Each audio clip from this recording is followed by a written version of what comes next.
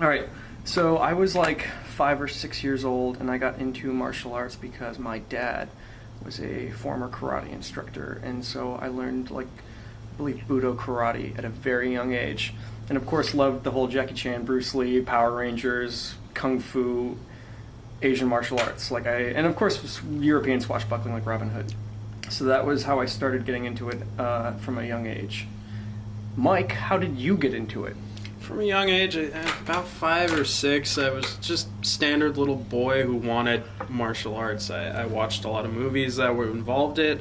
I was shown a few that involved it, and they all looked cool. Jackie Chan specifically always was entertaining to me, and I always thought it would be amazing if I could do that, if I could defend myself versus a lot of opponents, that whole thing, Bruce Lee. But I never got into it till I was about 16 and a half. Quite simply because my parents didn't allow me or they didn't endorse it, so I thought, hey, why not, avoid it for a while.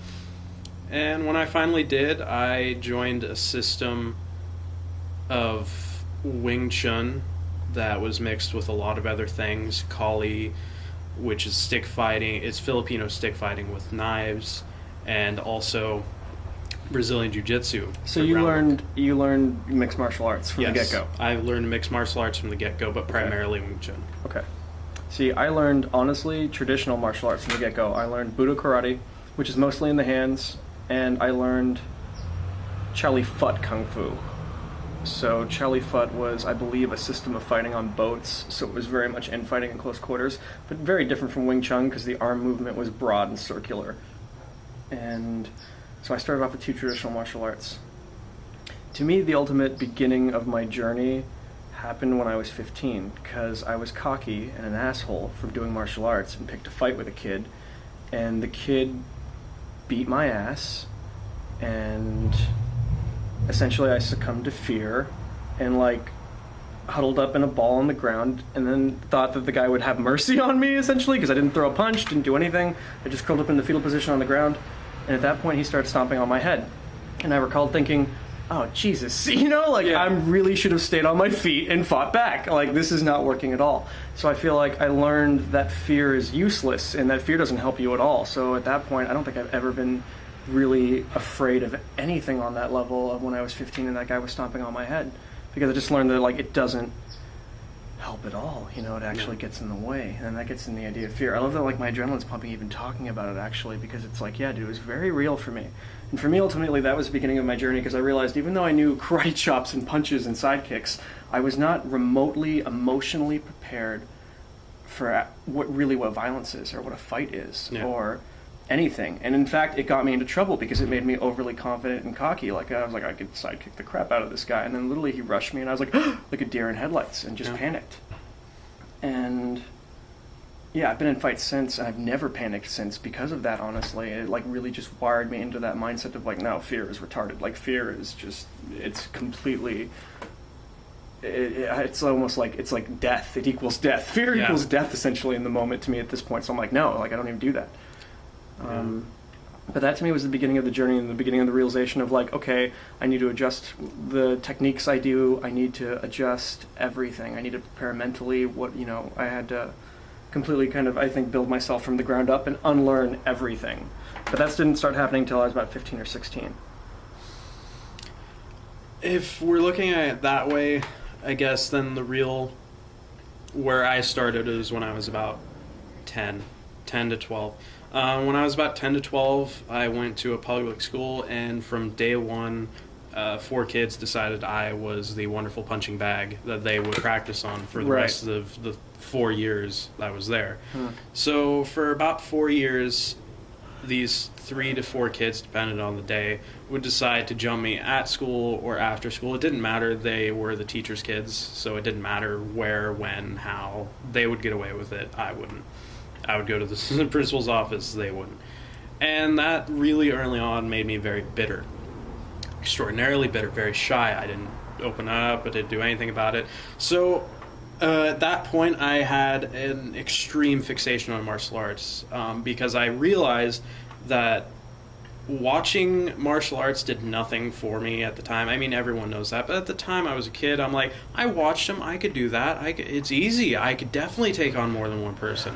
I could definitely Because you watched the hero take on like 16 dudes. So from that perspective, I was like betrayed, and at 10, 12 years old, I immediately had a bitter outlook on the world. Immediately affects me to this day.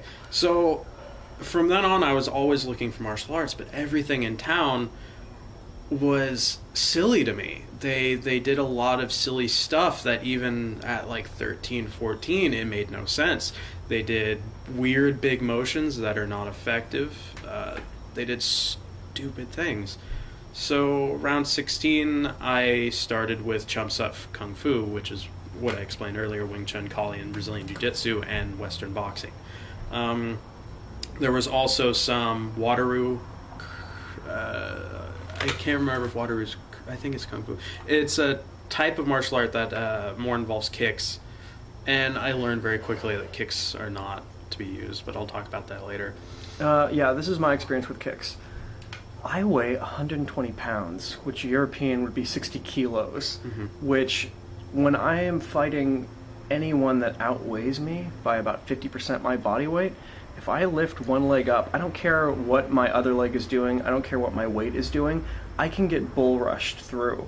It's like the idea of like a 200-pound guy can just run through me. So the idea of me kicking him like a Spartan into the well is physically impossible when you look into the math of physics, like honestly, I really don't care what people tell me.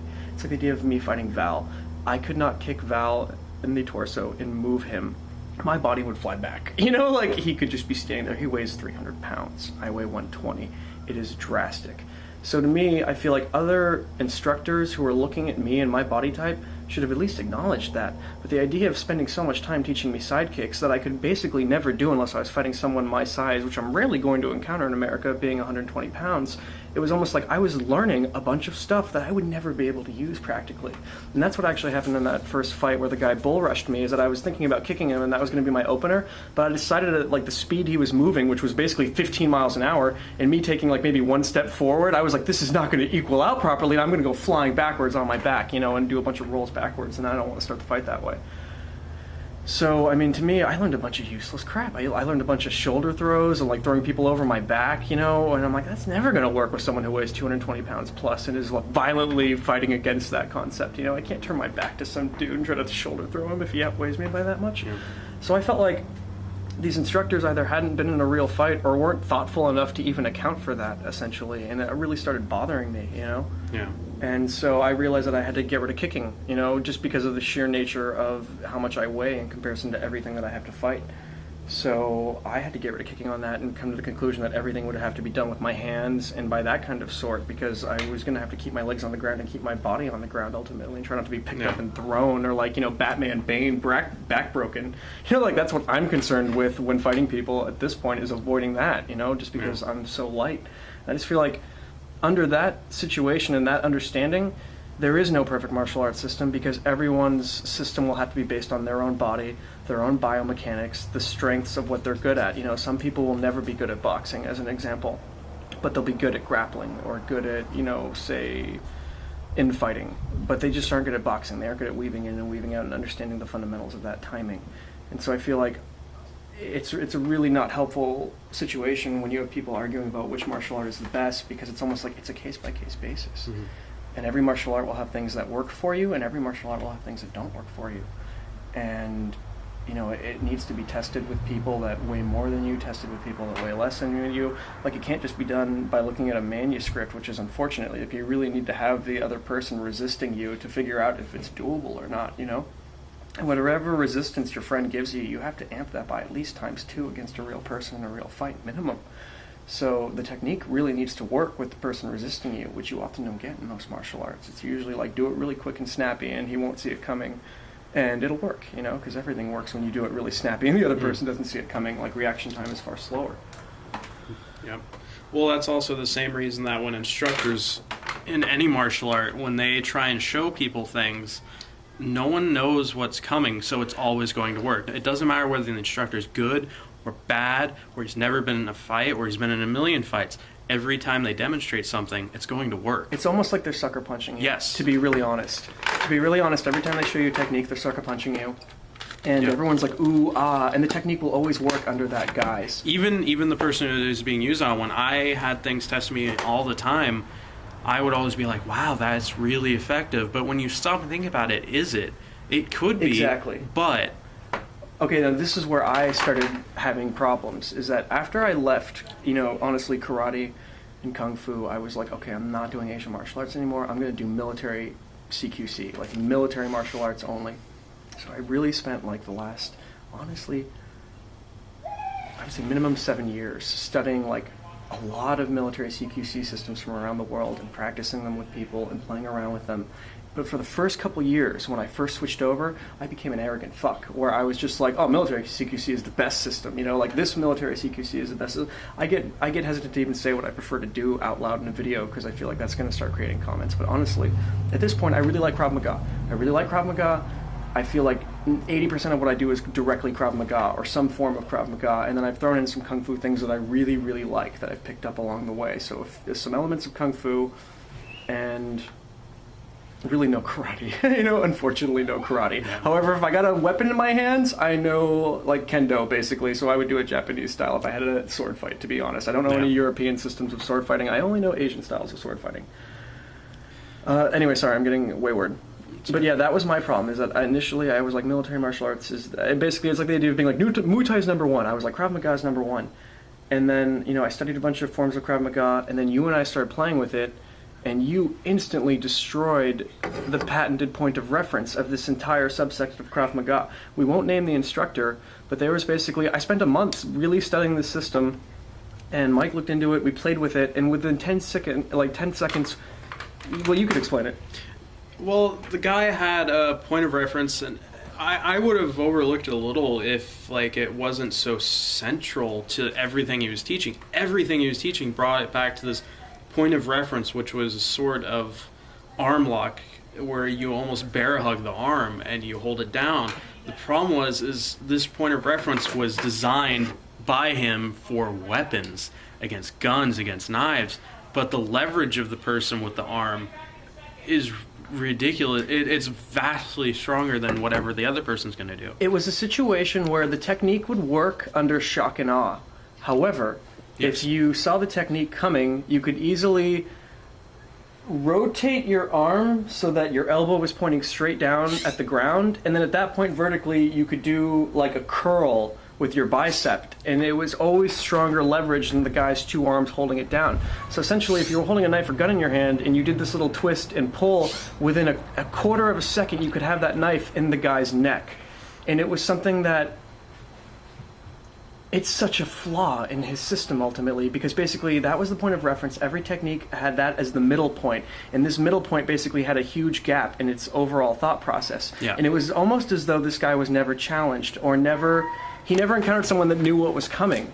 And so that was the scary thing, the idea of like, yeah, this would work if you did it quickly and he didn't know it was coming, but if he knew it was coming or saw the technique, he could easily be like, bam, bam, and have you stabbed in the neck or shot in the face.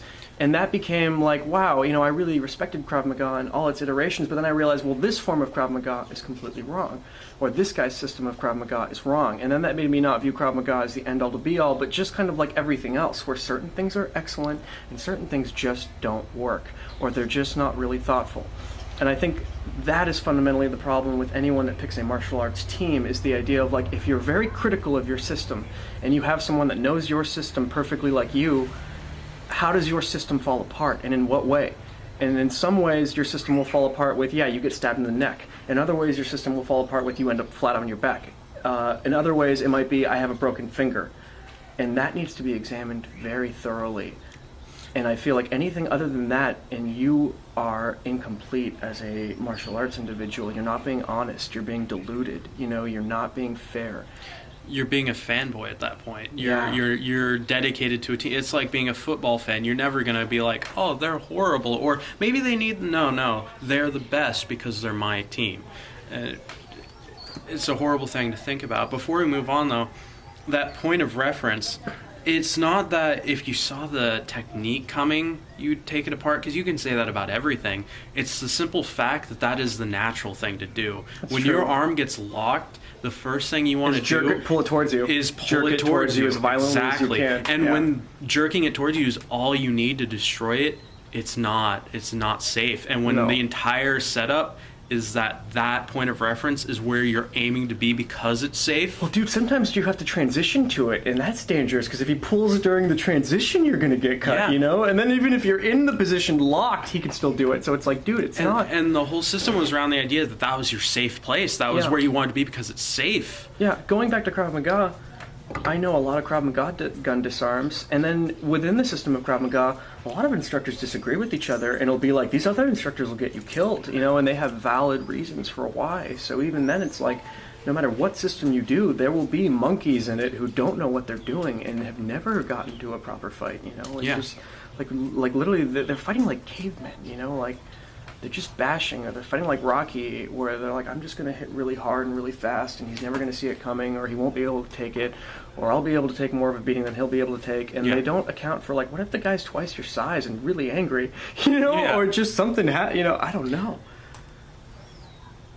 I often worried about, like, you know, how does my system fall apart if I'm fighting, you know, like Shadow Link or Shadow Joe, you know, like if Yeah. I'm fighting Perfect Joe. If Joe knows how Joe fights, and Joe has to fight Joe, like, what happens when Joe does the two-handed Krav Maga opener and the other Joe knows that's what he's going to do, you know? Like, how does that fall apart, essentially? And so, it's like, compared to the other things I was doing as an opener, it falls apart a lot better, to be Yeah. quite honest, and that's actually why I've ultimately gone with it, because I know how it falls apart at this point, and I'm comfortable with the headbutt that I'll be forced to do. You know, that basically is what happens when it falls apart. Yes, I might not be able to do a headbutt because it could fall apart with an elbow pointed straight ahead, and then I'll have to start doing other things, but like, it's kind of like the idea of, like, it's better than being fought on my ass. You know, like, which Yeah. a kick opener would be, as an example, and I feel like that's how, no matter what you do, look at it that way. Look at it as fighting the perfect version of yourself, and how will he counter it, and what is the worst way he can counter it. I've stopped doing a lot of things, actually, with the close quarters gunplay. Like this stance, which I used to really like, I don't do anymore because I thought about what happens if he goes like this, Yeah. you know, and I go flying, and now all of a sudden it is this, or it is this. So I've completely changed how I even do things that I've been doing for years, because I looked at it critically, the idea of, like, yeah, what would I do if someone did that? How would I stop this? And the idea of, like, oh my god, that falls apart horribly, I end up on my ass, you know? Yeah.